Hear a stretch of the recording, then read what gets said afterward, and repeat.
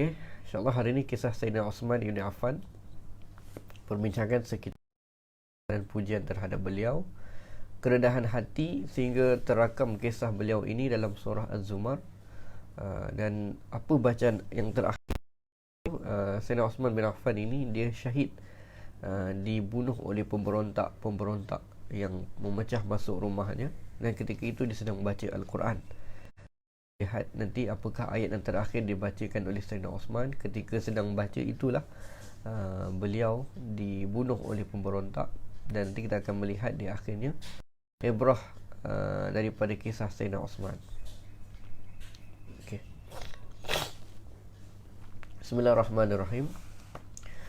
Alhamdulillah nahmaduhu wa nasta'inuhu wa nastaghfiruh wa na'udzu billahi min syururi anfusina wa min sayyiati a'malina. Man yahdihillahu fala mudilla lahu wa may yudlilhu fala hadiya lahu. Asyhadu an la ilaha illallah wa asyhadu anna Muhammadan abduhu wa rasuluhu, amma ba'd. Qala rabbi shrah lana sudurana wa yassir lana umurana wahlul 'uqdatam min alsinatina yafqahu aqwalana. Subhanaka la 'ilma lana illa ma 'allamtana innaka antal alimul hakim. Kerana dengan limpah dan rahmatnya pada pagi ini Allah Subhanahu wa taala masih lagi panjangkan umur. Alhamdulillahillazi ahyana ba'dama amatana wa ilaihin nusyur. Kita bersyukur masih lagi Allah Ta'ala panjangkan umur kita pada saat ketika ini, lantaran masih lagi boleh amal soleh, dan kita memohon keampunan kepada Allah Subhanahu wa taala. Ayat 5. Okey. InsyaAllah pada pagi ini akan masuki suatu kisah yang seterusnya, yang mana tema kita mengambil pengajaran daripada kisah kaum salaf. Masih lagi ada yang apakah kaum salaf ni? Adakah berkaitan dengan salafi dan sebagainya? Tidak, kan? Kita membincangkan tentang ini, iaitu berkenaan dengan golongan-golongan yang berada pada zaman Nabi SAW, para sahabatnya, para dan para tabi'in. Itulah golongan salaf, yang mana kita mengambil pengajaran daripada Al-Quran, tetapi dengan tema yang santai, dalam konsep yang santai. Kita berada dalam lingkungan lingkungan kuarantin ni, perintah untuk kita sekatan pergerakan ini. Jadi kita ambillah pengajaran secara santai, kisah daripada mereka berkenaan dengan Al-Quran. Tadi dua perkara yang kita akan ambil. Yang pertama, satunya ialah sirah daripada sahabat-sahabat Nabi SAW, yang banyak. Kalau dalam masa tempoh 14 hari ni, saya mulakan dengan 4 khulafa ar-rasyidin, yang mana daripada awalnya saya lompat dahulu daripada kemudian semalam Abu Bakar As-Siddiq, hari ini Osman Ibn Affan.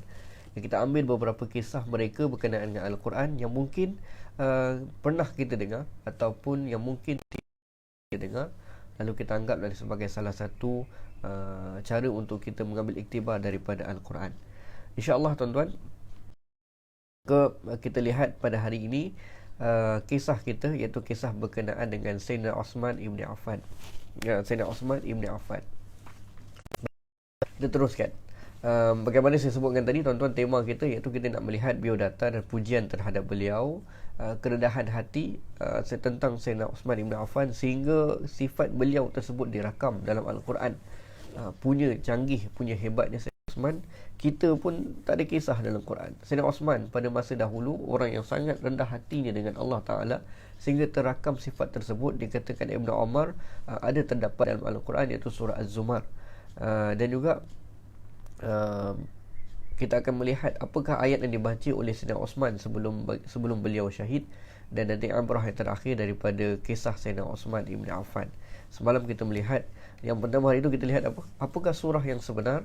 Tuan-tuan boleh lihat sebelum ni, apakah surah yang benar-benar mula-mula mengetuk hati Sayyidina Umar Ibn Khattab. Yang kedua, kita melihat semalam kisah Abu Bakar As-Siddiq, bagaimana ada di antara kisah Abu Bakar As-Siddiq berada di Mekah, beliau bertaruh ataupun kalah pertaruhan berkaitan dengan surah Rum. Dan insyaAllah pada hari ini adalah beberapa kisah daripada Al-Quran yang kita lihat berkenaan dengan Sayyidina Osman Ibn Affan. Baik, kita berkenalan dahulu ataupun melihat kembali biografi Sayyidina Osman Ibn Affan. Dan Sayyidina Osman Ibn Affan, nama beliau Osman bin Affan bin Abu Al-As bin Umayyah bin Umayyah. Osman bin Affan bin Abu Al-As bin Umayyah, lahir pada 576 Masihi. Tempat lahir bertahun kemudian. Baik. Bangsanya bangsa Quraisy, keturunan Bani Umayyah lah tentu. Quraisy, kabilah Umayyah. Beliau meluk Islam ataupun beliau Sayyid Osman ni menerima Islam ketika berumur 33 tahun. Siapa yang umur 33 tahun sekarang? Ataupun Sayyid Osman bin Affan masuk Islam ketika umur 33 tahun. Tarikh menjadi khalifah iaitu pada tahun 644 Masihi bersamaan dengan 23 Hijrah. Dan ketika menjawat jawatan tersebut, Sayyidina Osman berumur 70 tahun.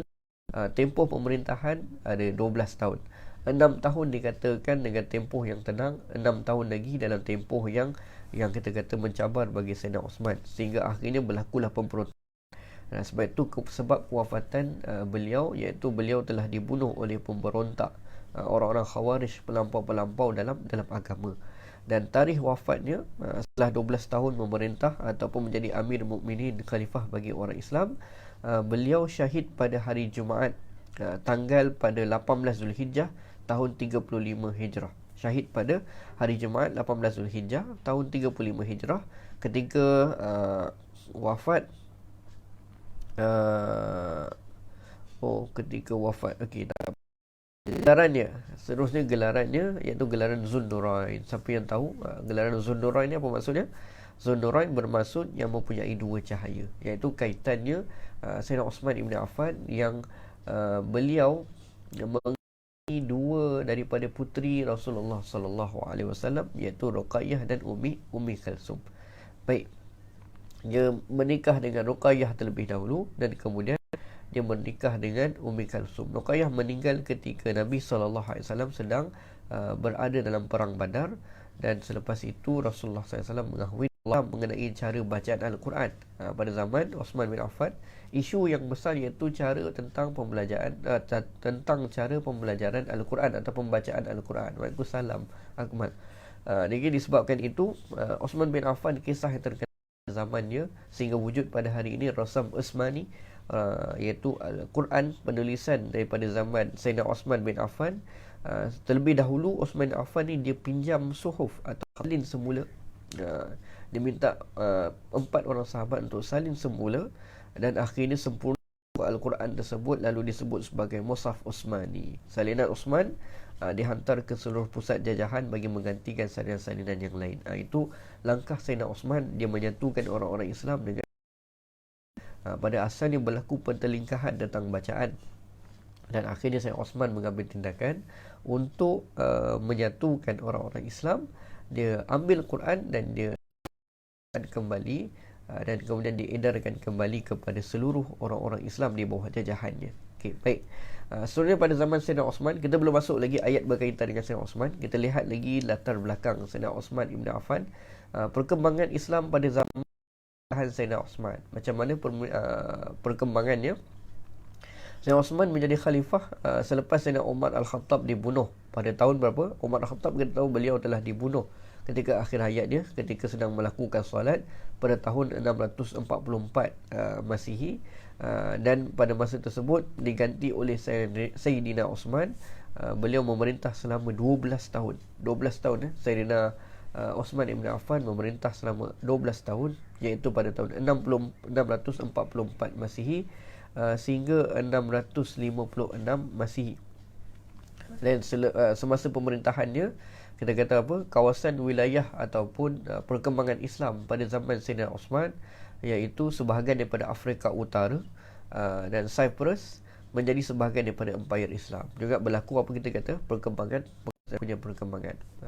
Baik, pagi ni mungkin line kita agak kurang memuaskan, bersabar dan nanti boleh lihat juga rakaman dia kemudian. Baik, Lagi pujian terhadap Sayyidina Osman. Ada beberapa pujian, banyaklah pujian terhadap Sayyidina Osman daripada zaman dia hidup, zaman dipuji oleh Rasulullah, dipuji oleh para sahabat, dipuji oleh golongan-golongan yang setelah itu, setelah Osman bin Affan meninggal dunia pun masih lagi dipuji oleh golongan-golongan yang terkemudian. Cuma saya ambil satu saja pujian terhadap Sayyidina Osman, iaitu daripada Ibnu Umar.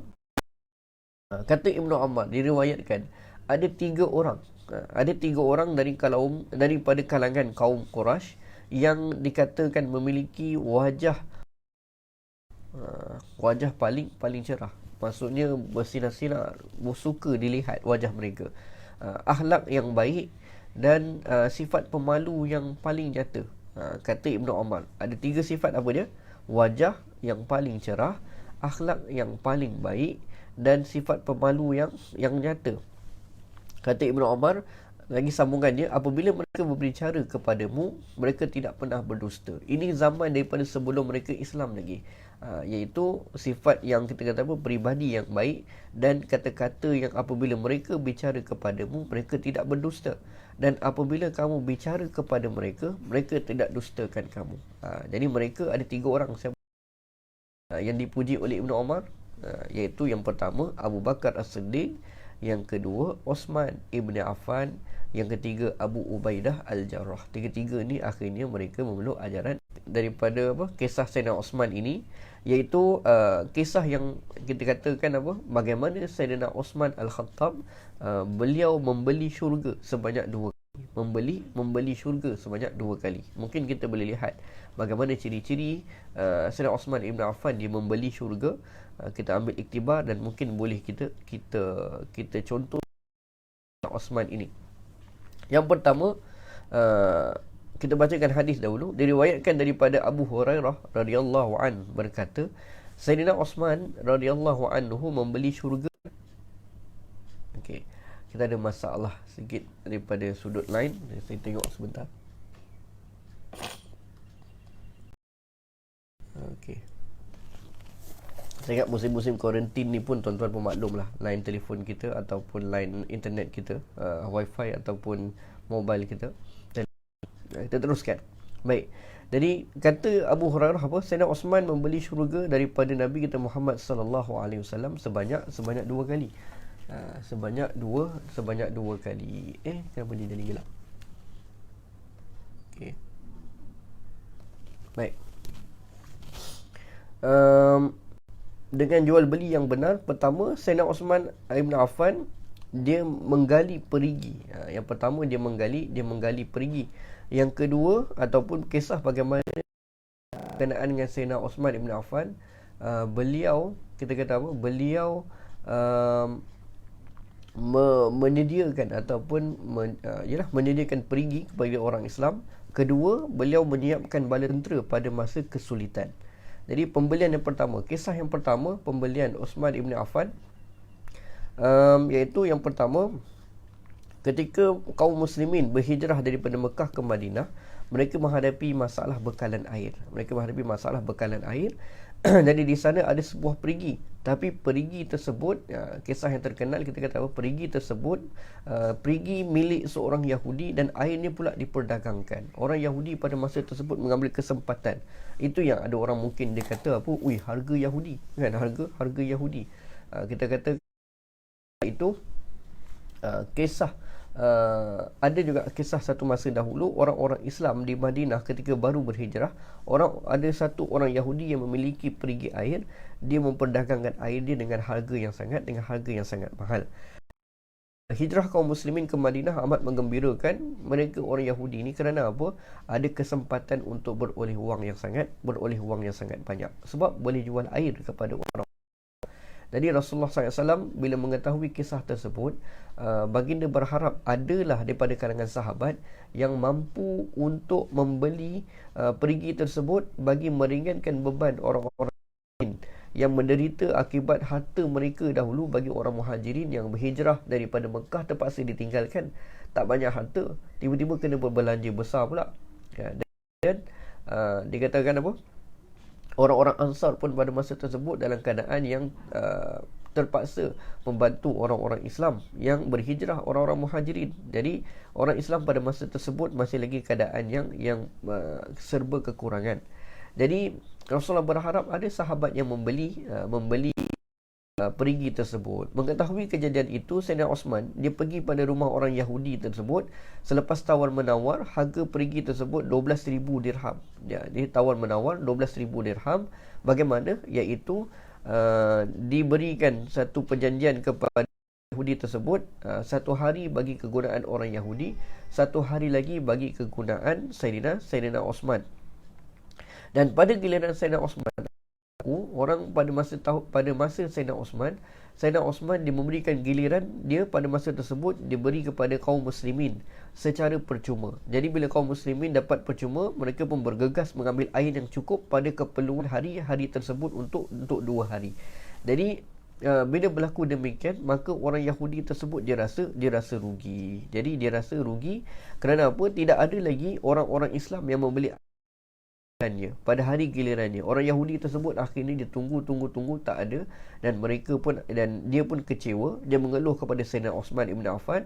Apa yang berlaku tuan-tuan? Akhirnya dia pun orang Yahudi tadi menjual keseluruhan perigi tersebut kepada Sayyidina Osman dengan harga 8,000 dirham. Itu cara Sayyidina Osman Ibn Affan dia buat satu perjanjian dengan orang Yahudi.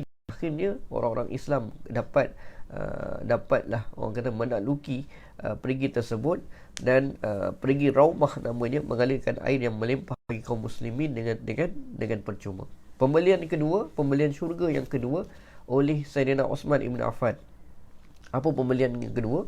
Diriwayatkan oleh Abdul Rahman As-Sulami ketika berlaku perang Tabuk. Tahu perang Tabuk? Ketika berlaku perang Tabuk, Rasulullah SAW pun berkhutbah. Pada masa tersebut orang-orang Islam masih lagi lemah, tidak ada harta yang banyak. Jadi pada masa tersebut Rasulullah SAW pun berkhutbah menyeru agar orang harta bagi pasukan Usrah. Nama satu pasukan itu pasukan Usrah, untuk bersama-sama berjuang dalam perang Tabuk. Nama pasukan tersebut adalah pasukan Usrah. Bila Rasulullah menyeru tersebut, siapakah yang boleh mendermakan harta pada jalan Allah untuk membantu pasukan Usrah ini? Lantas Sayyidina Osman menyahut dengan berkata, ya Rasulullah, aku akan dermakan 100 ekor unta bersama pelana dan muatannya. Aku akan dermakan 100 ekor unta bersama pelana dengan muatannya. Tapi Rasulullah masih lagi menyeru dalam khutbah. Dia kata apa? Dia seru buat kali kedua, siapa orang Islam yang mahu menderma bagi pasukan Usrah ini, bagi berjuang di perang Tabuk. Sekali kedua, Osman bin Affan pun dia lagi yang menyahut. Dia kata apa? Dia kata, ya Rasulullah, aku akan dermakan 100 ekor unta bersama pelana dengan muatannya. Dan kali yang ketiga, masih lagi Rasulullah menyeru dengan dalam khutbah yang tersebut, siapakah orang-orang Islam yang boleh mendermakan harta pada jalan Allah Subhanahu wa taala, membantu pasukan Usrah berjuang di perang Tabuk. Dan buat kali ketiga tersebut itu juga Sayyidina Osman dia menyahut seruan Nabi dengan berkata, ya Rasulullah, aku akan mendermakan 100 ekor unta bersama dengan pelana. Pelana maksudnya satu set, dan juga isi muatannya, maksudnya makanan yang terdapat atas unta tersebut. 3 kali Rasulullah bertanya dalam khutbah tersebut, menyeru orang-orang Islam, dan 3 kali itulah seruan tersebut disahut oleh siapa? Oleh Sayyidina Osman Ibn Affan. Lalu Nabi pun lepas 3 kali menyeru orang-orang Islam, Nabi SAW pun bersabda, tidak ada perbuatan apa pun yang dilakukan oleh Osman Ibn Affan yang akan berpengaruh kepada dirinya setelah apa beliau lakukan pada saat ini. Kata Nabi, maksudnya selepas ini, kata bahasa mudahnya, Sayyidina Osman bin Affan akan terpelihara dengan perbuatan-perbuatannya setelah apa dia lakukan terhadap pengorbanan bagi orang-orang Islam, membelanja harta yang besar, 100 ekor unta. 1 ekor unta pun pada masa tersebut dengan nilai yang sangat besar. Hari ini berapa? Wallahu alam. Mungkin 6,000, 7,000 harga unta.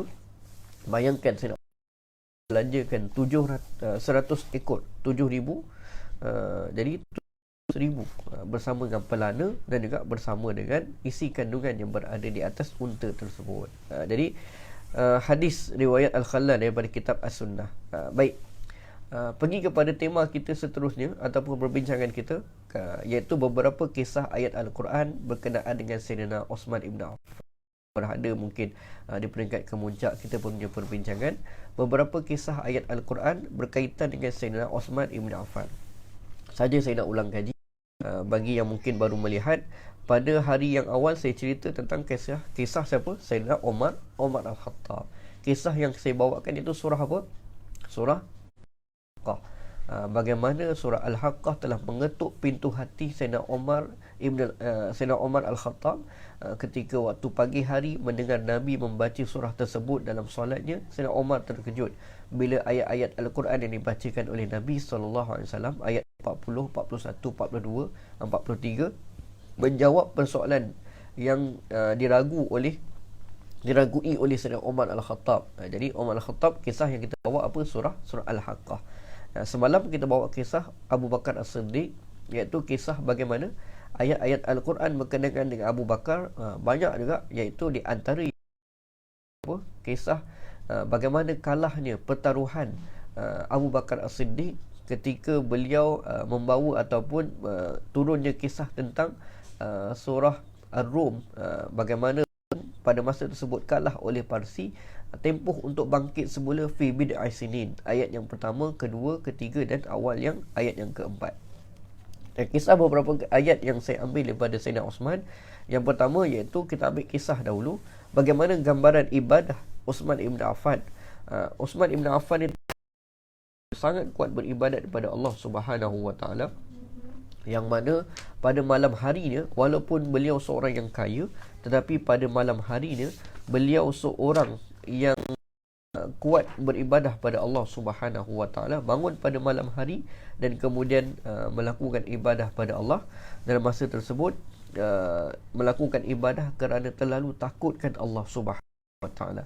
Jadi itu perbuatan, kita kata apa, itu adalah ibadah ataupun kelaziman Osman Ibn Affan yang banyak melakukan ibadah pada malam hari kerana takutkan Allah Subhanahu Wa Taala. Lalu Ibnu Umar mengatakan, Ibnu Umar radhiyallahu kaitan Allah Subhanahu Wa Taala dalam surah Az-Zumar, surah 39 ayat yang ke-9.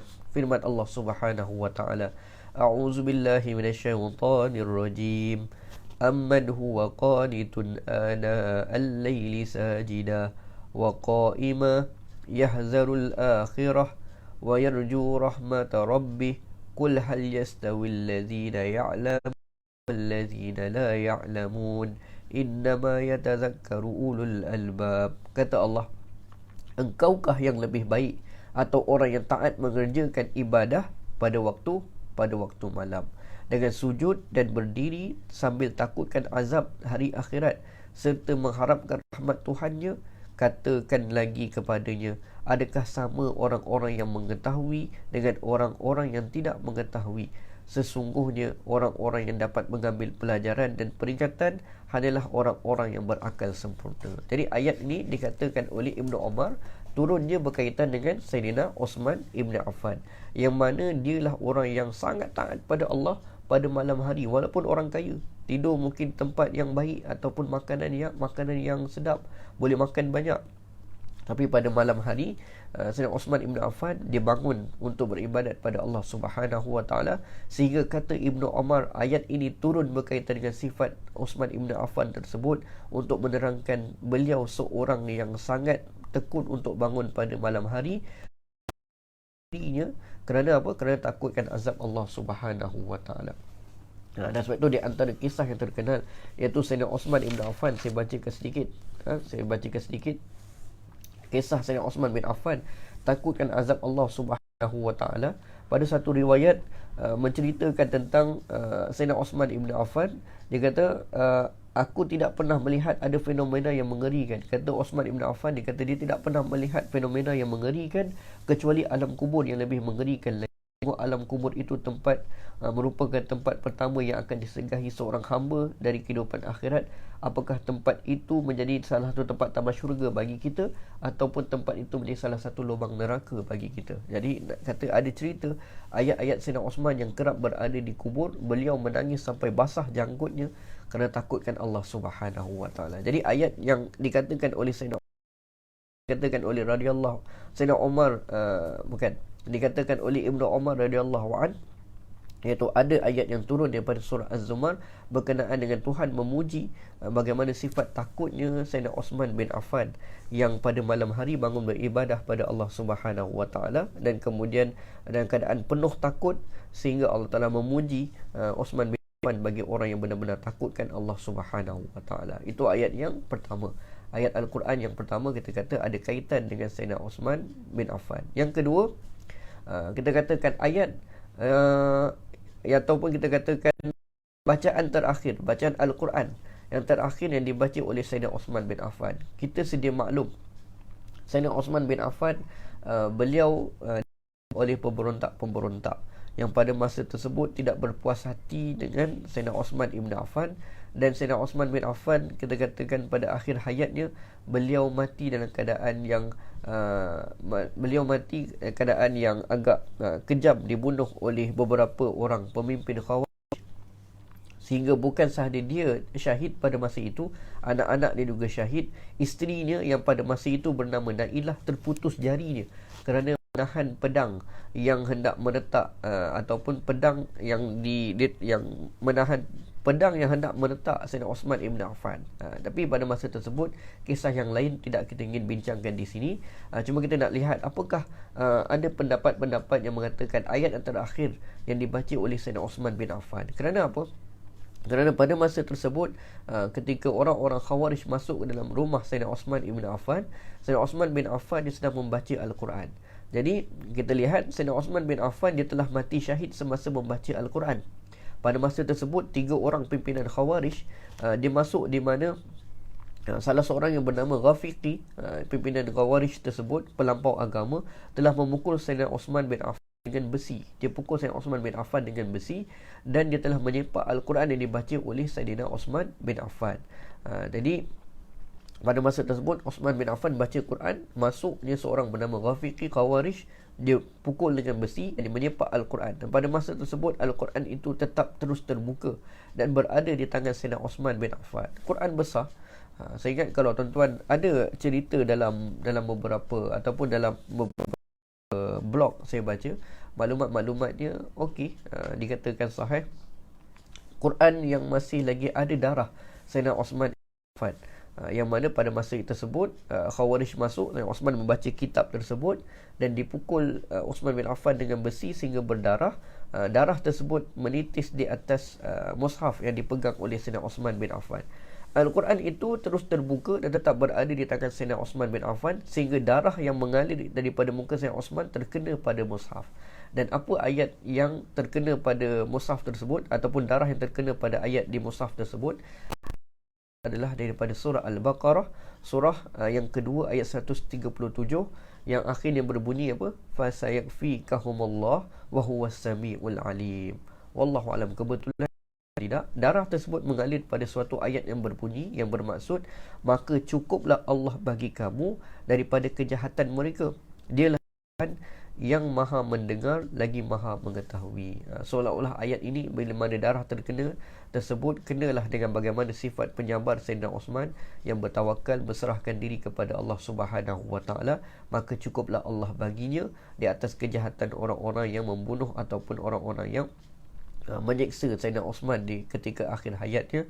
Dan Allah Ta'ala maha mengetahui lagi maha mendengar tentang rintihan, tentang pengorbanan Sayyidina Osman ibn Affan. Jadi 2 ayat yang kita katakan berkenaan dengan Sayyidina Osman bin Affan. Yang pertama ayat daripada surah Az-Zumar ayat yang ke-9 berkenaan dengan kerendahan hati ibadah Sayyidina Osman bin Affan pada malam hari, sehingga turun pun dikatakan Ibnu Umar radhiyallahu an, ayat tersebut menunjukkan tentang sifat kerendahan hati dan ketakutannya Osman bin Affan terhadap Allah Taala, bangun beribadah pada malam hari. Yang kedua iaitu surah Al-Baqarah, cerita pasal bagaimana darah yang menitis di atas mushaf yang dibaca Osman. Rupanya ayat tersebut memberikan kita gambaran untuk kita teguh di atas prinsip bersama dengan Allah Subhanahu wa taala. Baik, selesai kita tentang kisah Osman bin Affan, kita pergi kepada beberapa surah yang boleh kita ambil ataupun kesimpulan pengajaran yang boleh kita lihat pada pagi ini. Yang pertama, antara sifat dan amalan yang dilakukan oleh Sayyidina Osman bin Affan sehingga dikatakan terakam dalam Al-Quran, iaitu beliau, bagaimana apa sifat yang hebat Sayyidina Osman bin Affan sehingga dirakam dalam Al-Quran tentang sifat tersebut, iaitu beliau bangun pada malam hari untuk beribadah kerana takutkan Allah Subhanahu wa taala. Beliau pada malam hari bangun untuk beribadah kerana takutkan Allah Subhanahu wa taala. Jadi mungkin pada zaman hari ini kita tidaklah lagi ada kisah kita terakam dalam Al-Quran kerana Quran telah pun sempurna 30 juzuk. Tetapi mungkin di antara sifat boleh kita ikuti, iaitu bagaimana sifat Sayyidina Osman bin Affan, yang mana sifat itu diangkat dari Allah Subhanahu wa taala dalam Al-Quran, disebut dalam surah Az-Zumar ayat yang ke-9. Sifat Osman bin Affan apanya? Beliau bangun pada malam hari untuk beribadah kerana takutkan Allah Subhanahu wa taala. Jarang orang kaya yang hebat untuk takutkan Allah Subhanahu wa taala. Yang kedua, pengajaran yang kita ambil daripada sifat ataupun kisah Sayyidina Osman ibn Affan ini, contohi sifat Sayyidina Osman. Walaupun kaya, beliau tidak merasa lokek ataupun beliau tidak kedekut, apatah lagi kerugian di atas kehilangan harta yang dibelanjakan ke jalan Allah Subhanahu wa taala. Contohi Sayyidina Osman bin Affan, walaupun kaya tapi dia tak kedekut, dia tak takut pula harta yang dibelanjakan pada jalan Allah Subhanahu wa taala, dia tidak takut untuk mengalami kerugian. Jadi dia tidak takut. Benarlah kata Nabi sallallahu alaihi wasallam, Nabi sebut apa? Tidak ada harta yang berkurang akibat sedekah. Dan juga Allah Ta'ala akan tambah kemuliaan bagi orang yang memberi kemaafan kepada orang yang lain, dan Allah Subhanahu wa taala akan mengangkat darjat bagi orang yang merendahkan hatinya Subhanahu wa taala. Jadi kita kata apa? Osman bin Affan tidak pernah takut kerugian di atas kehilangan hartanya yang dibelanjakan pada jalan Allah Subhanahu wa taala. Yang ketiga, kita ambil pengajaran daripada kisah Sayyidina Osman, iaitu semoga kita juga diberikan Allah Ta'ala rezeki untuk husnul khatimah seperti mana pengakhiran hidup Sayyidina Osman bersama dengan Al-Quran. Dan mudah-mudahan kita pun mendapat husnul khatimah yang baik, bagaimana Osman bin Affan mendapat husnul khatimah bersama dengan kitab suci Al-Quranul Karim. Kata Umar bagi siapa yang inginkan husnul khatimah dengan sifat tersebut, maka hendaklah dia melazimi akan ibadah-ibadah ataupun perkara tersebut. Orang yang melazimi baca Al-Quran, bagaimana Osman bin Affan, perjuangan dia dengan Al-Quran, menyebarkan Al-Quran, menyatu Islam dengan Al-Quran, membantu umat Islam hari ini yang kita baca ni dengan Mushaf Rasam Osmani ini, betapa besar pahala Sayyidina Osman, maka Tuhan wafatkan dia dengan bacaan Al-Quran.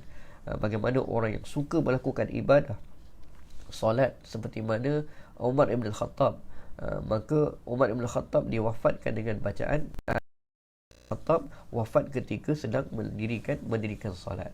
Jadi mudah-mudahan kita diberikan husnul khatimah seperti mana perakhiran hidup Sayyidina Osman ibn Affan bersama dengan Al-Quran. Dan setakat itu sahaja perbincangan kita daripada kisah Sayyidina Osman bin Affan, kisah bagaimana kaum salaf satu masa dahulu mereka bersama dengan ayat-ayat Allah Subhanahu wa taala, iaitu bersama dengan Al-Quran. Hari ini kita mengambil Osman bin Affan sebagai salah satu perbincangan kita. Mudah-mudahan yang pertama, kita berharap Allah Ta'ala berikan kita kekuatan untuk kita beramal dengan Al-Quran, mencontohi sahabat Nabi sallallahu alaihi wasallam ini, iaitu namanya Osman ibn Affan. Yang kedua, kita berharap Allah Ta'ala ampunkan dosa-dosa kita di atas kekurangan-kekurangan kita. Pada masa zaman dahulu mereka berjuang susah payah untuk menyebarkan Al-Quran, untuk mereka membangunkan agama dengan sebaik mungkin. Pada hari ini kita mungkin jadi orang yang lalai. Mudah-mudahan Tuhan ampunkan dosa-dosa kita di atas kelemahan-kelemahan kita. Dan yang terakhir, kita berharap mudah-mudahan Tuhan berikan kita istiqamah untuk kita beramal ataupun kita meneruskan pengajian-pengajian kita dengan Al-Quran dan Nabi kita Muhammad sallallahu alaihi wasallam. Saya kira setakat itu sahaja perbincangan kita. Mudah-mudahan ada iktibar, ada ibrah yang boleh kita ambil daripada perbincangan kita pada pagi ini. Yang baik tu datang daripada Allah Subhanahu wa taala, yang lemah tu adalah daripada diri saya sendiri. Kita akhiri pertemuan kita pada pagi berdoa bersama-sama. A'udzubillahi minasyaitonirrajim. Bismillahirrahmanirrahim. Alhamdulillahirabbil alamin. Hamdan yuwafi ni'amahu wa yukafi mazidah. Ya Rabbana lakal hamdu kama yanbaghi li jalali wajhikal karim wa 'azimi sultanik. Ya Allah, ya Tuhan kami, berikanlah kami, ya Allah, masukkanlah kami ke dalam syurga-Mu, ya Allah. Jauhilah kami semua daripada azab api neraka. Ya Allah, ya Tuhan kami, ampunilah dosa-dosa kami, ya Allah. Ampunilah dosa kedua ibu bapa kami, ya Allah. Kasihanilah mereka sebagaimana mereka mengasihi kami sejak daripada kecil hingga kini. Ya Allah, tunjukilah kami jalan yang lurus, iaitu jalan orang yang beroleh nikmat, bukan jalan orang yang diberkahi, dan bukan pula jalan orang-orang yang sesat. Ya Muqallibal Qulub, wahai Tuhan yang membolak-balikkan hati, tetapkanlah hati kami dalam agama-Mu. Ya Allah, matikanlah kami dengan keadaan husnul khatimah. Ya Kau matikan kami dengan keadaan su'ul khatimah. Rabbish'alna muqimas salah min zurriyatina Rabbana wa taqabbal doa. Ya Allah, jadikanlah diri kami di kalangan orang-orang yang mendirikan salat serta di kalangan zuriat kami. Rabbana hablana min azwajina wa zurriyatina waj'alna lil muttaqina imama. Ya Allah, ya Tuhan kami, ampunilah dosa-dosa kami, ya Allah. Hindarilah kami daripada wabak dan bencana. Bantulah kami dalam menyelesaikan masalah wabak coronavirus ini. Ya Allah, berilah kekuatan kepada golongan-golongan mereka yang berjuang untuk menjaga keselamatan dan juga menjaga kesihatan di Malaysia ini khususnya dan dunia ini umumnya. Allahumma inni a'udzubika min jahdil bala wa darkis syaqa wa su'il qada wa syamatil a'da. Ya Allah, Allahumma inna na'udzubika min jahdil bala wa darkis syaqa wa su'il qada wa syamatatil a'da. Ya Allah, kami berlindung kepadamu dari bala bencana, sukaran hidup, buruknya takdir serta hinaan atau cemoohan orang-orang yang memusuhi kami. Rabbana atina fid dunya hasanah wa fil akhirati hasanah wa qina azabannar. Wa sallallahu ala sayyidina Muhammad walhamdulillahi rabbil alamin. InsyaAllah kita mudah-mudahan kita bertemu lagi dalam siri yang lain. Kita akan melihat sahabat-sahabat Nabi yang lain, kaum-kaum orang-orang yang berada pada kalangan kaum salaf, golongan berada pada sisi Nabi sallallahu alaihi wasallam. Mudah-mudahan kita mengambil iktibar daripada sahabat-sahabat Nabi ini, bagaimana kisah mereka berinteraksi dengan Al-Quran, dan setakat itu sahaja. Mudah-mudahan Tuhan kira juga usaha kita ini dengan usaha untuk kita berada dalam majlis ilmu, tamat-tamat syurga Allah Subhanahu wa taala. Aqul qawli hadza wa astaghfirullahal azim li wa lakum. Assalamualaikum warahmatullahi taala wabarakatuh.